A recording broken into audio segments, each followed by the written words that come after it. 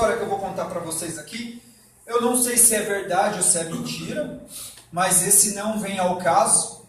O importante é a lição da história. O importante é cantar o parabéns de uma forma agradável e satisfatória.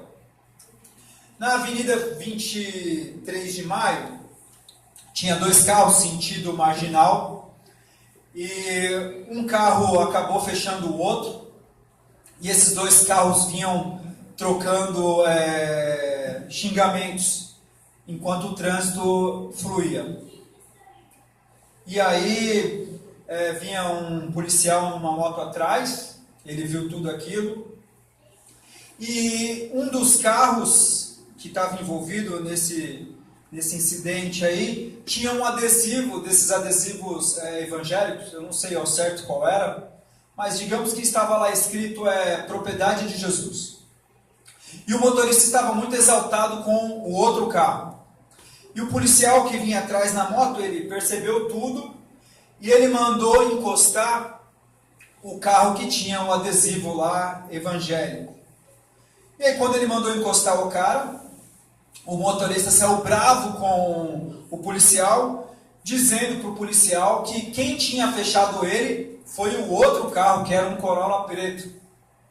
Olha, quem me fechou não foi o outro carro, ele que é o culpado, como que o senhor manda eu parar? Ele me fechou, eu tive que desviar dele, quase atropelei uma senhora no ponto de ônibus. A senhora do ponto de ônibus entrou para defender o motorista, falando que foi mesmo o carro preto que havia fechado, fez um trânsito enorme ali na 23 de maio. E o policial pediu para o motorista mostrar a habilitação e os documentos do carro. Queria saber se de fato o carro estava no nome dele. E aí o motorista mostrou os documentos e tudo mais. E ele olhou, confirmou que o carro era daquela pessoa.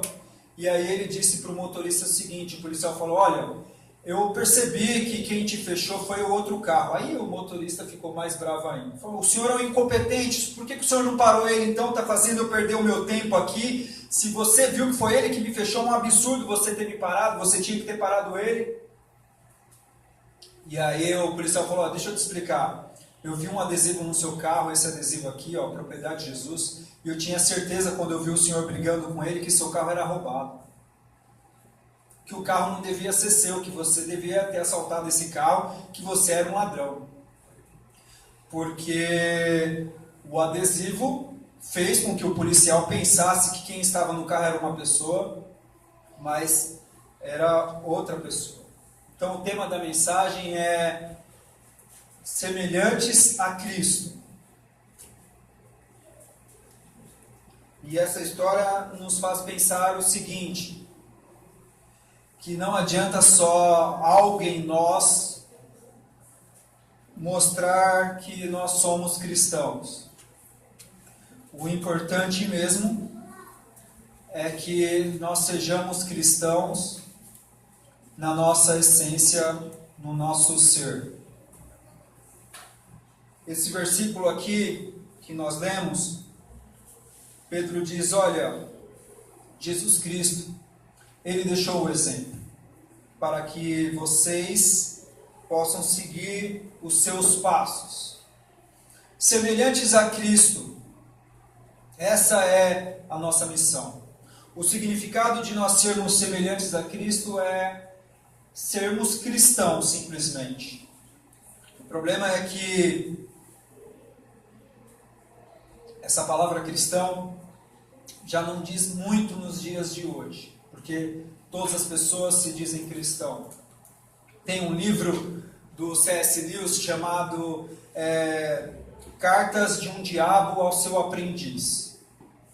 A história do livro é um diabo ensinando um discípulo dele a como se tornar um diabo em potencial, um demônio em potencial. E aí nesse livro ele fala o seguinte, C.S. Lewis fala o seguinte, olha, uma das estratégias para vocês fazer as pessoas do mundo errarem é vocês desvalorizarem os termos das palavras mais importantes. Então, por exemplo, a palavra devoção, faça com que as pessoas desvalorizem esse termo dessa palavra devoção. A palavra cristão, faça com que essa palavra seja esvaziada do seu significado. Prostitua essa palavra, faça com que ela não tenha sentido nenhum. Isso diz o diabo ao seu aluno. E essa é de fato uma estratégia do inimigo nos dias de hoje. Fazer com que as palavras que são importantes percam o seu significado. E é isso que acontece com a palavra cristão. Ela perdeu o seu significado. Veja bem, no primeiro século da igreja, quando você dizia que era um cristão, isso lhe custava a vida. Você poderia morrer por se assumir assim. E aí, 20 séculos depois, a palavra cristão é um termo usado pelos sociólogos para identificar uma identidade religiosa de algum país. O Brasil, por exemplo, é considerado um país cristão. Mas essa é uma estratégia do inimigo, fazer com que a palavra perca o seu verdadeiro sentido. Cristão é muito mais do que uma identidade religiosa. Significa que aquela pessoa que fala que é um cristão, significa que ela, a exemplo de Jesus, ela segue os seus passos, como diz Pedro. Ela imita Jesus Cristo. Isso é o que significa ser cristão. Alguém que é igual a Cristo. As pessoas que têm filho, os pais gostam de identificar alguns traços da personalidade do filho e falar para quem puxou, né? Por exemplo, lá em casa, quando a Ana Júlia está muito nervosa, eu falo, puxou para você, cara. Quando o Nicolas está esquecido das coisas, não sabe onde estão as coisas, a Carol fala, puxou para você. Então tem algumas coisas que a gente olha para os filhos e fala, isso daqui é o pai puro. Ou isso daqui é a mãe. Como pode ser tão igual a mãe nisso? E quando a Bíblia diz que nós devemos seguir o exemplo de Jesus, seguir os seus passos, que nós temos que imitá-lo, o que espera de nós é isso também. Que algo em nossa personalidade, algum traço no nosso caráter, lembre o nosso Pai. Não o nosso Pai carnal, mas o nosso Pai, o Senhor. Algum jeito seu, as pessoas têm que olhar e falar, isso é um jeito do Cristo. É o Cristo que fala assim. É Jesus que agiria dessa maneira. Então, existe em nós alguns traços da nossa personalidade que tem que lembrar Jesus Cristo. E a pergunta dessa manhã que tem como objetivo colocar uma pedra no nosso sapato, gerar alguma inconformidade em nós, gerar um desconforto em nós como cristãos. É essa. Quais são os traços da sua personalidade que lembra Jesus? O que as pessoas olham para a sua vida e podem falar, isso parece com Jesus Cristo? Essa é a pergunta-chave para nós nessa manhã, para a nossa reflexão durante essa semana. Quais são os traços da minha personalidade que fazem com que as pessoas, quando convivem comigo, quando olham para a minha vida, faz com que elas lembrem de Jesus? Eu quero perguntar para Deus todas as manhãs. Eu quero perguntar para Deus todas as noites quando eu for me deitar. Eu quero orar a Ele e perguntar, Senhor, quais são os traços do meu caráter? Senhor, quais são os traços da minha personalidade que ainda não estão identificados com o Senhor? Quais são os traços da minha personalidade que são como rascunhos, não estão identificados com Cristo? Eu quero todo dia, antes de me deitar, fazer essa oração e pedir para que o Senhor me ajude, porque a minha missão não é ser o melhor pastor. A minha missão não é ser o melhor pregador. A minha missão é só uma. Eu tenho de ser cada dia mais parecido com Jesus. Amém. Essa é a minha missão, e por isso eu tenho que orar ao Senhor e dizer a Ele: Senhor, quais são ainda os traços do meu ser que fazem que quando as pessoas olham para mim, elas vejam o Alain. Eu não quero ser o Alain, eu quero ser o Cristo que Tu és. Quais são os traços que quando as pessoas olham para mim e falam: isso é o Alain? Eu quero os traços, Senhor, que as pessoas olhem para mim e digam: esse é o Cristo. Eu quero estar identificado com Cristo de tal maneira que as pessoas olhem para a minha vida e não saibam identificar aonde começa o Alain e aonde começa o Cristo. Eu quero ser o Cristo nesse mundo. E esse deve ser o seu maior desejo. Martinho Lutero, ele chegava diante da igreja e dizia o seguinte: vocês são o Cristo, com C minúsculo, o Filho do Cristo maior. Essa é a nossa missão. Talvez em algum determinado momento você pensou que a sua missão era ser um cantor conhecido no meio evangélico. Esquece isso. A sua missão é ser parecido com o Cristo. Essa é a nossa missão. Pedro diz: vocês foram chamados, pois também Cristo sofreu no vosso lugar, deixando-lhes o exemplo, para que vocês sigam os seus passos. Jesus deixou o exemplo, e agora espera-se que nós sigamos os passos de Jesus, para sermos semelhantes a Ele. Quando Pedro escreve isso, a Bíblia, como você tem hoje em suas mãos, estava ainda muito longe de estar pronta. O que as pessoas do primeiro século tinham acesso para saber o que significa seguir a Cristo era os ensinamentos que os apóstolos davam, que os primeiros crentes davam, que os anciãos da igreja primitiva davam. Repetindo, o que as pessoas tinham acesso para entender sobre quem era Cristo era os ensinamentos que eles ouviam e a vida que eles viam eles vivendo, porque eles não tinham o acesso que nós temos hoje às Escrituras. O cânon estava ainda um pouco longe de ser concluído, a Bíblia estava longe ainda de ser concluída. Não havia imprensa, não havia livros, o que haviam eram pergaminhos, eram rolos. Tinha que ter um ensino, saber ler, tinha que ter algum recurso financeiro para ter acesso a esses escritos. Então, o que as pessoas que não eram crentes na época da igreja primitiva, o que elas tinham de recurso para entender quem era Jesus, era o ensinamento dos apóstolos, o ensinamento dos anciãos e a vida que eles viviam. E hoje não é diferente. Poucas pessoas, mesmo com a Bíblia estando tão fácil num aplicativo de celular, poucas pessoas vão para as Escrituras para conhecerem quem é Jesus. O que elas estão fazendo é olhando a sua vida, olhando a forma como você vive. É a forma como você vive a principal maneira que Deus tem para tornar o seu filho conhecido.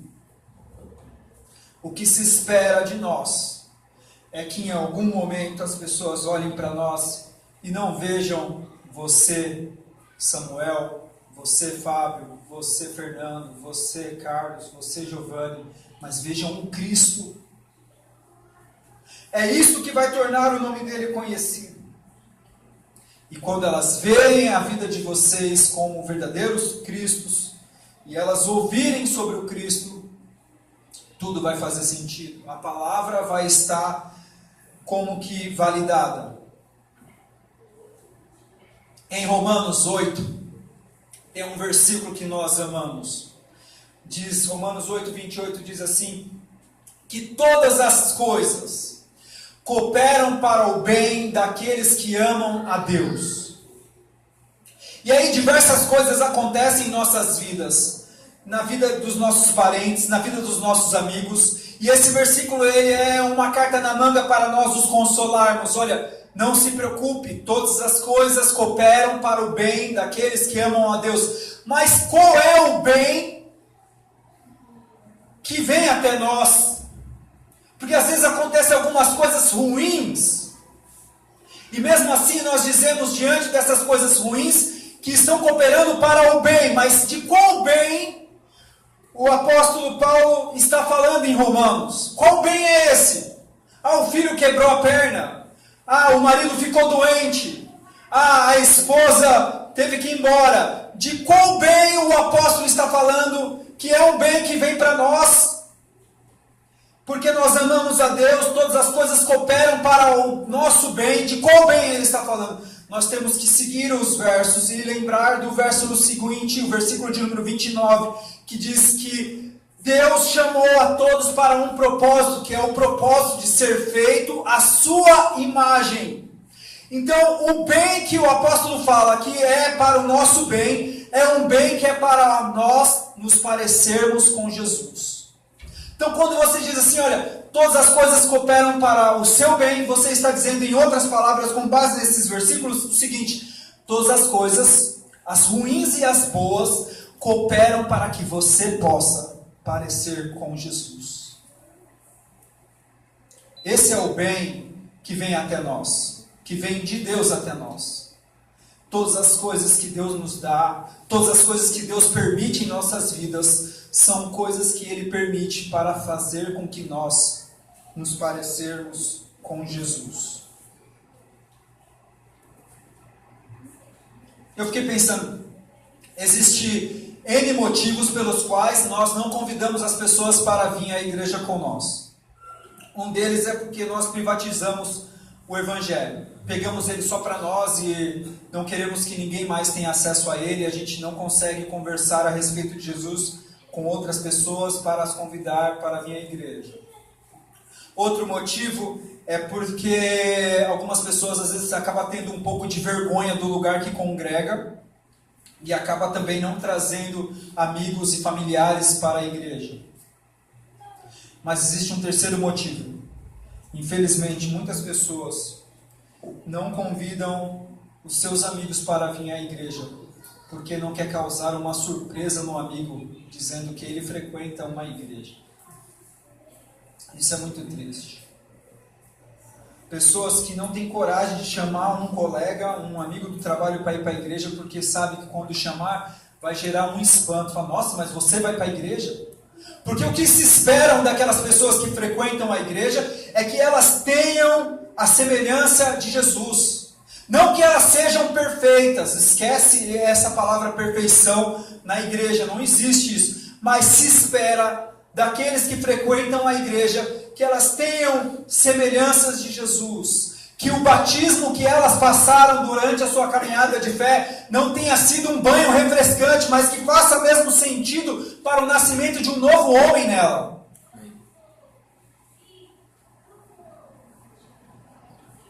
Em Filipenses, eu já estou encerrando, capítulo 1, versículo 6. Diz assim: aquele que começou a boa obra. Às vezes você vai em uma igreja, ela está passando por uma reforma, e o pastor fala, vejam essa obra aqui. O texto diz que aquele que começou a boa obra, ele vai concluir. Não, não é dessa obra que o texto nos fala. Às vezes você está até mesmo construindo um projeto de vida, uma casa, e você está dizendo, aquele que começou a boa obra vai concluir. Esquece, também não é essa obra de um projeto de vida, de um sonho que você está realizando, não tem nada a ver. O texto diz respeito à obra que Jesus iniciou na sua vida, quando você aceitou o seu Filho como seu Salvador, uma obra que Ele iniciou para fazer com que você se pareça com Ele. Então, às vezes, se parecer com Jesus pode parecer algo impossível. E de fato é, se você está pensando em fazer isso com as suas próprias forças, com os seus próprios méritos. Mas nós temos que lembrar de Filipenses, que diz que há alguém que está fazendo essa obra dentro de nós. E esse alguém que está fazendo essa obra dentro de nós Ele nos garante, Ele vai aperfeiçoar até a vinda dEle. Amém. Essa obra que Deus está fazendo para que nós nos parecêssemos com Ele é uma obra que vai ser concluída na vinda de Jesus. Nós não estamos sozinhos nisso. Depende de nós, sim, depende de nós fazermos o que Jesus faria, de nós dizermos os não que Jesus diria em nosso lugar, de nós acertarmos os convites que Jesus aceitaria se estivesse em nosso lugar, de nós fazermos o que Ele faria, seguir o seu exemplo, seguir os seus passos, mas também o Espírito Santo está trabalhando a todo tempo em nossas vidas, para que nós possamos se parecer mais com Ele. A Bíblia diz que nós somos transformados de glória em glória. Ora, o que significa isso? Significa que todo dia eu tenho que ser um cristão mais parecido com Jesus. Eu não posso ir desfigurando a imagem de Jesus em mim. Todo dia eu tenho que me parecer mais com Jesus. Tem uma frase do Milor Fernandes, que foi um escritor, escreveu na Veja, em outros lugares, já morreu. Ele diz o seguinte, ele diz que todo mundo nasce original, mas morre uma cópia. Milor Fernandes diz que todos nós nascemos originais, mas morremos uma cópia. E o que as pessoas vão dizer, os estudiosos vão dizer, é que é verdade, nós somos fruto do nosso meio. O meio foi moldado em nós e nós nos parecemos com o meio. Todo mundo nasce original e morre cópia da sociedade em que vive, de outras pessoas. Talvez até mesmo faça um enorme sentido isso para a sociologia, para a psicologia, para a filosofia, não sei. Mas o nosso desafio não é morrer cópia da sociedade nem do mundo. Nós nascemos originais e somos chamados a morrermos cópias de Jesus. Amém. Todo mundo nasce original e morre cópia. Eu quero morrer sendo uma cópia autêntica de Jesus. Feche os seus olhos e vamos fazer uma oração.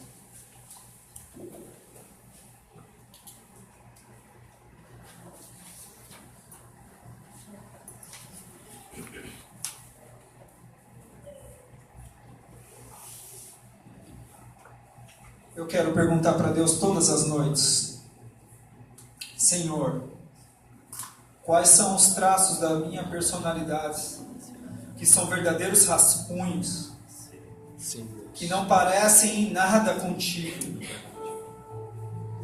Me ajude a abandonar esses traços e desenha em mim a imagem que tu tens, Pai. Eu quero estar identificado com Cristo, para que as pessoas olhem para mim e não saibam quando sou eu e quando é o Cristo. A imagem de Deus. Ó Pai, Tu nos criastes a Tua imagem, mas o pecado desfigurou a Tua imagem em nós. Mas agora nós estamos apegados na promessa do Teu Filho, que está trabalhando em nosso ser, até o dia da sua vinda, onde o Senhor concluirá esta grande obra, Pai, de sermos a Tua imagem. Ajude, Pai, a cada um dos Teus filhos aqui a estar identificado com o Senhor, Pai. Que possamos abandonar, Senhor Deus, os rascunhos que nada fazem com que as pessoas lembram do Senhor. E que possamos receber a imagem do Filho, do Cristo. Que ser cristão não seja muito amplo o tipo de cristianismo que nós estamos vivendo, Pai. Mas que possamos verdadeiramente, Pai, sermos parecidos com o Senhor. E que esse possa ser o nosso principal alvo, o nosso principal objetivo, Pai. Queremos ser bons pais, queremos ser bons filhos, queremos ser bons cidadãos, sim. Mas acima de tudo, nós só nos satisfazemos com uma coisa: queremos ser verdadeiros cristos aqui nesse mundo, Pai. Nos ajude nessa tarefa, Pai. Nos ajude nessa missão. Em nome de Jesus.